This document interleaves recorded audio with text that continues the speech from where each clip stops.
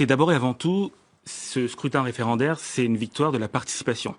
On a une participation qui est de près de 90%, et donc, selon moi, une victoire de la démocratie, parce que le peuple turc s'est massivement intéressé à cette échéance référendaire et s'est massivement porté vers le vote. Donc ça, c'est satisfaisant.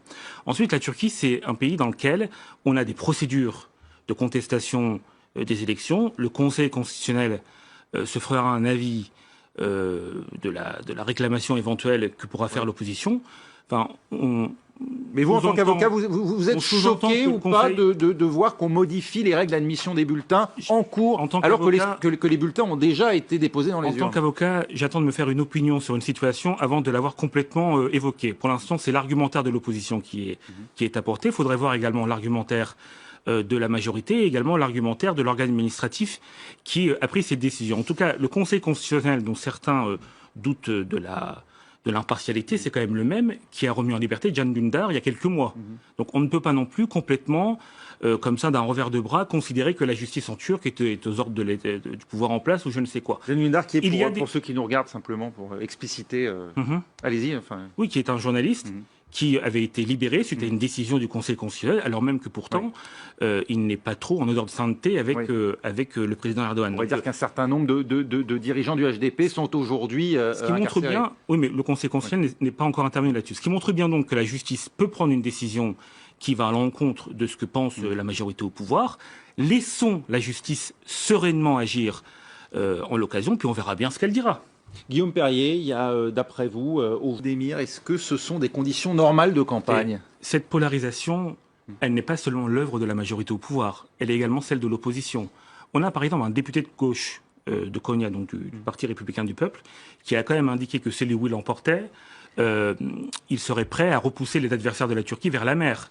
Enfin, je veux dire, la violence des propos, elle était des deux côtés de la barre, si je peux m'exprimer ainsi, et on ne peut pas non plus donc à tout le moins, vous dites que la responsabilité est partagée. Complètement considérer que c'est seulement le parti au pouvoir qui est responsable de tout ça. Par ailleurs, dans le sud-est de la Turquie, on sait que le PKK, qui est une organisation terroriste qui est, vous le savez, l'auteur de multiples attentats depuis maintenant 40 ans, mais en recrudescence depuis ces derniers mois, fait également pression auprès de certains électeurs, notamment d'origine kurde du sud-est, pour les pousser à voter pour le non. Donc cette pression, elle est également du côté de l'opposition. Et on ne peut pas non plus dire qu'on a d'un côté des loups et de l'autre côté des moutons ou des agneaux qui seraient comme ça persécutés, comme on le présente un peu partout en Europe, de façon complètement caricaturale. Je note quand même qu'en Turquie, 3 des 4 principaux quotidiens sont des quotidiens d'opposition, qui émettent à plus d'1 million d'exemplaires de façon quotidienne. Et on a eu tous les soirs des débats entre les partisans du oui et les partisans du non à la télévision, y compris à la télévision publique, des constitutionnalistes du oui, des constitutionnalistes du non, qui se sont affrontés à travers des débats complètement paisibles. Sur la question de la polarisation, c'est intéressant. Guillaume Perrier, journaliste, ancien correspondant du Monde en Turquie. Et enfin, Didier Billion, directeur adjoint de l'IRIS, co-auteur de l'année stratégique aux éditions Armand Collin, paru cette année. Selçuk Demir, que retenez-vous du résultat, vous, de ce référendum? Est-ce la courte victoire du oui ou bien le fait que jamais, sans doute, depuis son avènement, la volonté d'Erdogan n'ait rencontré autant d'opposants avérés dans le pays? Alors, moi, je voudrais juste revenir sur un point qui a été débattu sur ce plateau. On parle d'une crispation en Turquie. La crispation est réelle, je veux dire, on ne peut pas la nier. Sauf que cette crispation, elle provient de facteurs internes, mais aussi internationaux. Quand, par exemple, vous avez un groupe terroriste comme le PKK, qui, vous le savez, multiplie les attentats sur le sol turc ces derniers mois, qui d'un côté est considéré comme une organisation terroriste par l'Europe, mais d'un autre côté est soutenu par un certain nombre de pays européens, on peut comprendre que la Turquie et le président Erdogan soit naturellement véhément envers ces pays européens qui ont un double discours. On a la reconnaissance du nombre d'attentats également de Daesh. Le conflit syrien, on a quand même 900 km de frontières, qui forcément a des répercussions sur la situation en Turquie avec plus de 3 millions de migrants sur son sol.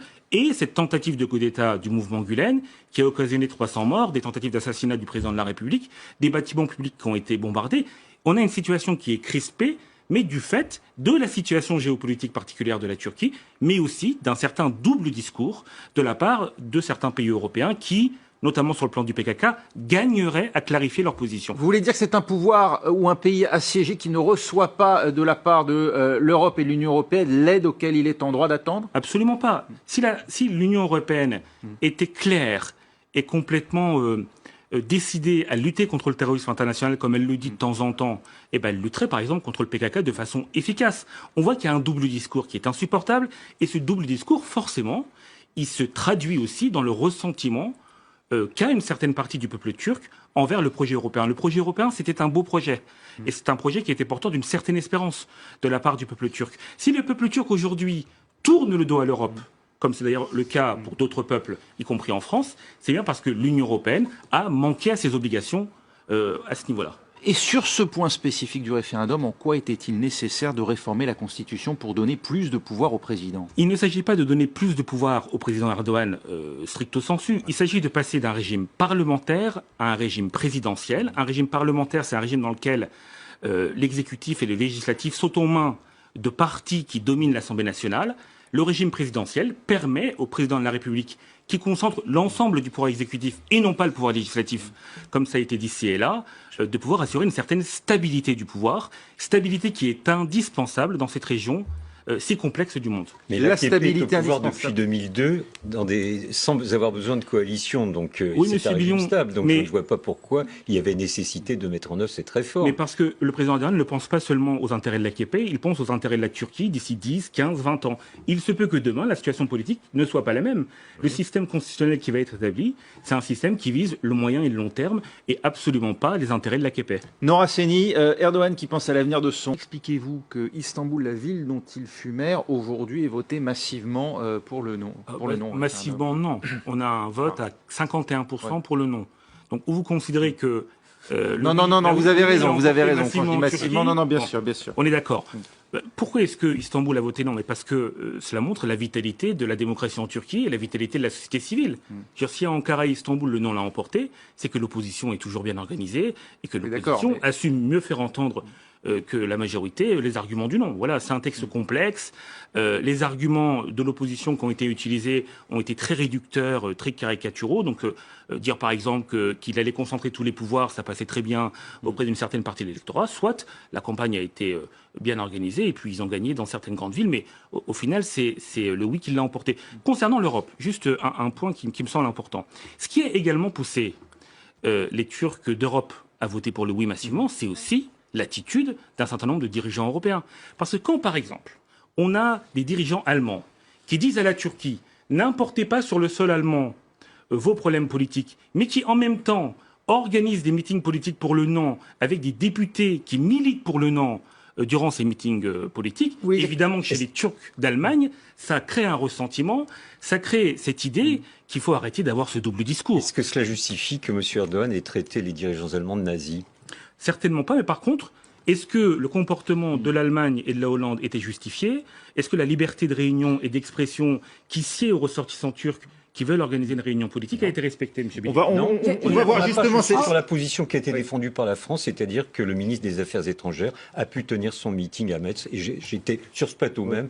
Tout à fait. Je suis également sur cette position-là. Justement, ces propos tenus à l'époque par Recep Tayyip Erdogan, je vous propose de les réécouter. La responsabilité du divorce et la balle aujourd'hui, elle est dans le camp des Européens.